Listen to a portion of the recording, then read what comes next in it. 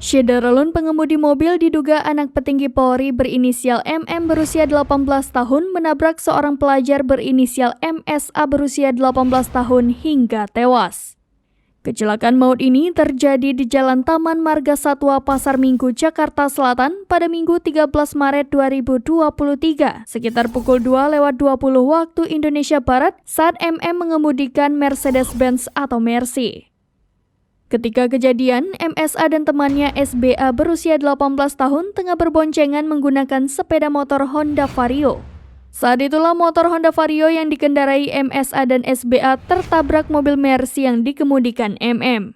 Menurut keterangan kakak MSA, N sang adik dibonceng oleh SBA saat kecelakaan. Lebih lanjut, N mengungkapkan MM langsung kabur setelah kecelakaan terjadi. Namun, MM akhirnya berhenti dan menepi setelah dikejar oleh driver ojek online. Menurut Kasat Lantas Polres Metro Jakarta Selatan, Kompol Bayu Marviando, kecelakaan terjadi lantaran motor Honda Vario yang ditumpangi MSA menerobos lampu merah.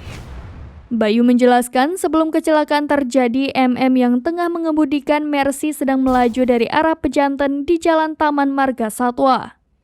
Saat di perempatan pertanian, lampu lalu lintas berwarna hijau hingga MM terus melaju. Tetapi dari arah berbeda datang Honda Vario yang dikendarai MSA dan SBA dari arah Cilandak.